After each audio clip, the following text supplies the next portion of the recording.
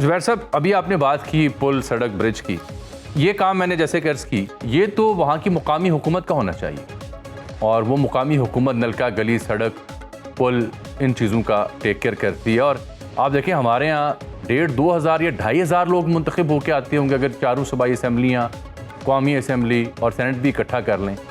بھارت میں اتنا بڑا ملک ہے تو میرا خیال ہے 40-50 لاکھ لوگ منتخب ہوتے ہیں. اب اتنی بڑی تعداد میں جب لوگ منتخب ہوتے ہیں نئی قیادت بھی سامنے آتی ہے، فنڈز کی الوکیشن نظر آتی ہے، سسٹم تگڑا ہوتا ہے.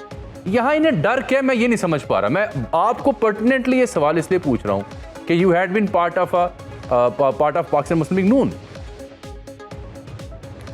پاکستان مسلم لیگ نون کی جو تھاٹ پروسیس ہے نا، آپ اس سے ہی اندازہ لگا لیں جامی کہ ابھی ایک جو بہت بڑا بیان آیا ہے محسن نقوی کا اس کو ڈسکس کرنے کے لیے، وہی میاں نواز شریف جو کہ پبلک میں بیٹھ کے کہتے تھے کہ بند کمروں میں فیصلے ہوتے ہیں پاکستان کی ترقی، پاکستان کے عوام کے ترقی کے حوالے سے، اس میں بیٹھک جو ہوئی اس میں 4 لوگ شامل تھے، میاں نواز شریف، شہباز شریف، اسحاق ڈار، مریم نواز. یعنی کہ ایک فیملی بیٹھ کے پاکستان کے فیوچر کو فیصلہ کر رہی ہے کہ ہمیں کس طرف جانا چاہیے اور پاکستان کے لیے ہمیں کیا کرنا چاہیے، کہ ہمیں کنفرنٹیشن کرنی چاہیے یا اس کو بلا کے آگے ساتھ چلنا چاہیے.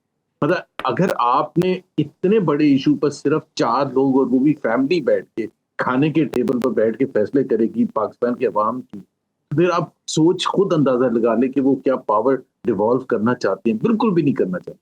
تو پاکستان مسلم لیگ نواز کے لیے تو میں بالکل کہہ سکتا ہوں کہ ان کی کوئی ایسا تھنکنگ نہیں ہے، دے ڈونٹ وانٹ اٹ. لیکن پلیز پیپلز پارٹی کو تھوڑا سا اس میں نہ رگڑیں.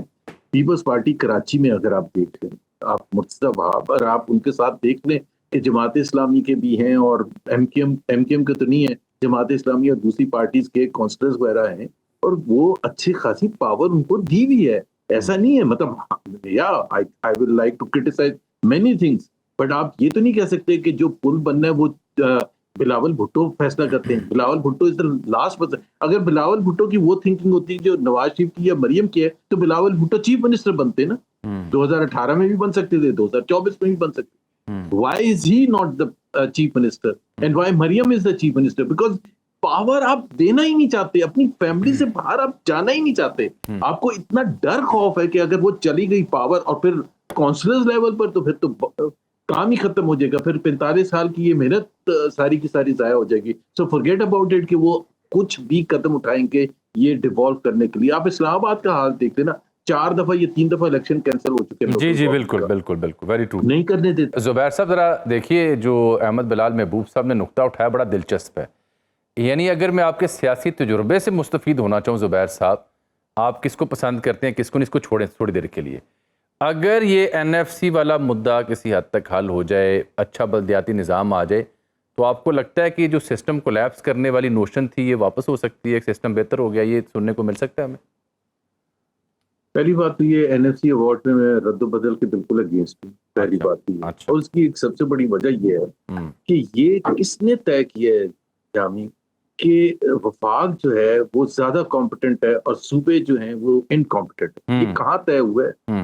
کون سے فورم میں یہ طے ہوا ہے؟ کہاں ہماری وفاقی حکومتوں نے ایسی پرفارمنس دی ہے کہ ہم واہ واہ کر رہے ہیں؟ یہ جو سارے پبلک سیکٹر کمپنیز ہیں، چاہے وہ پی آئی اے تھا یا ریلویز ہے یا اسٹیل مل، اور جس میں 1000 بلین روپے کا نقصان ہوتا ہے، وہ کون چلاتا ہے؟ فیڈرل حکومتیں چلاتی ہیں. تو یہ ہماری ازمپشن ہی غلط ہے. دوسری بات یہ این ایف سی ایوارڈ تو آپ نے ویسے ہی چینج کر دیا 3 چیزیں کر کے. اصل چیز تھی نا کہ ڈسٹریبیوشن آف فنڈز جو ہیں بہت زیادہ ہوتے ہیں صوبوں کو، 57.5% ایز پر کانسٹیٹیوشن ہے. اب کتنے مل رہے ہیں؟ تقریباً 35% مل رہے ہیں. وہ کیسے؟ آپ نے 3 چیزیں کر. ایک تو آپ نے یہ جو پیٹرولیم لیوی وہ فیڈرل پول سے ہی ہٹا دیا، تو وہ سارا کا سارا وہ وفاق رکھتا ہے، تقریباً 1.7 ٹریلین اس سال رکھے گا. اسی طرح سے آپ نے زور زبردستی ایک پچھلے کچھ سالوں سے ایک کیا آئی ایم ایف کے کہنے پر کہ ہر پروونشل حکومت کو ایک سرپلس دکھانا ہے جو واپس جائے گا وفاق کے پاس. ایک وہ اماؤنٹ آ گیا. تو تیسرا جو اس دفعہ کیا ہے جو گرانٹ کی صورت میں گن پوائنٹ پر رکھ کے آپ نے صوبوں کو کہا کہ آپ کو ہم دیں گے تو پورے پیسے، آپ نے اس میں سے گرانٹ دینی ہے اور وہ گرانٹ فریز رہے گی 2026 جون تک کے جو ٹیکسز ہیں. اب یہ 3 ملا لیں تو 35% رہ گیا. تو این ایف سی ایوارڈ، اور یہ 3 سال کے لیے. سو آپ کو N F C award change کرنے کی کیا ضرورت ہے؟ تو آپ نے بغیر ایک آئین میں امینڈمنٹ کیے تھے بغیر کسی چیز کے. اور پلیز انڈرسٹینڈ جہاں یہ کہنے دیں مجھے کہ جو این ایف سی ایوارڈ آیا تھا 7th NFC award that was as a consequence of 18th amendment کہ جس میں ڈیوالو ہو رہے تھے بہت سے شعبے فیڈرل حکومت سے پروونشل حکومت and therefore to run those محکمہ like education and health and others ان کو فنڈنگ چاہیے تھی. تو اس سے آپ نے 57.5% ڈٹرمن کیا. اب رسپانسبلٹیز صوبوں کی وہی ہیں لیکن فنڈنگ ان کی کم ہوگی. اور پاکستان کو جو سب سے زیادہ نقصان ہو رہا ہے وہ ان شعبوں کی وجہ سے ہو رہا ہے کہ جو ہم غلط اسپینڈ نہیں کر رہے ہیں عوام پر, لائک ایجوکیشن, لائک ہیلتھ وغیرہ پر.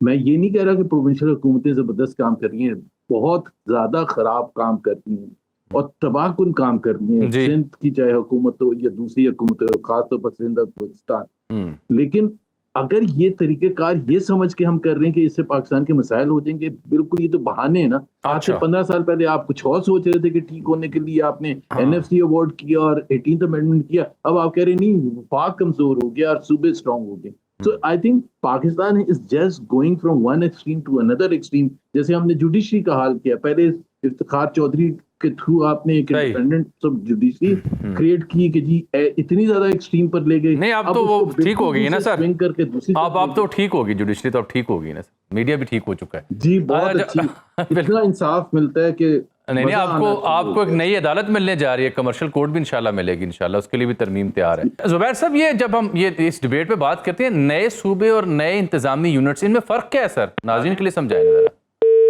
زبیر صاحب دیکھیں, 2 آپشنز کی بات کی جاتی ہے. ایک تو یہ کہ نئے پروونسز کریٹ کیے جائیں. مثال کے طور پر سندھ میں 2 صوبے ہوں, ایک اربن سندھ کا, میں ایک ایگزامپل دے رہا ہوں, یا پنجاب میں 3 صوبے ہوں, سرائکی صوبہ ہو اور دوسرے صوبے ہوں. ایک تو یہ پاسبلٹی ہے, اور اس کی جو پولیٹیکل وہ ہے وہ زیادہ مشکل ہے. تو کچھ لوگوں نے پھر کہا اور سوچا کہ جی اگر یہ پولیٹیکلی نان سٹارٹر ہے نئے پروونسز بنانا, تو ایڈمنسٹریٹو یونٹس بنا دے. سندھ ہی رہے, لیکن کراچی ایک ایڈمنسٹریٹو یونٹ ہو, حیدرآباد دوسرا ایڈمنسٹریٹو یونٹ ہو, اینڈ سکر ابھی تو ظاہر ہے کوئی طے تو ایسی چیز نہیں ہوئی ہے. وچ مینس کہ ہم سندھی بھائیوں کو اور سب کو کہہ رہے ہیں کہ نہیں سندھ کو بریک اپ نہیں کر رہے, یہ صرف ایڈمنسٹریٹو یونٹ ہوگا تاکہ جو کراچی والوں کے ایشو, جو حیدرآباد والوں کے ایشوز ہیں وہ حیدرآباد میں ہی سالو ہو جائیں, ان کے لیے ان کو کراچی آنے کی ضرورت نہ پڑے. اور اس کے لیے وہ آپ کو اس قسم کی چیزیں نہیں کرنی پڑیں گی کہ اگر جو پروونس کے اگر آپ کرتے ہیں تو پروونس میں تو آپ نے ہائی کورٹ بھی بنانا ہے پروونشل, آپ نے پھر سینٹ کے لیے آپ نے الگ سیٹیں بھی رکھنی ہیں, آپ کا وہاں چیف منسٹر بھی الگ ہوگا, چیف سیکرٹری بھی, IG پولیس بھی الگ ہوگا. So that's a more cumbersome and politically more sensitive thing to implement compared to administrative units. کہ جی آپ پورے پاکستان میں 50 administrative units بنا دیں اور وہ اپنے اپنے کام مخصوص انداز میں کریں without creating وہ جو چیف سیکرٹری نیا اور وہ IG پولیس اور chief minister and so on and so forth اور ہائی کورٹس.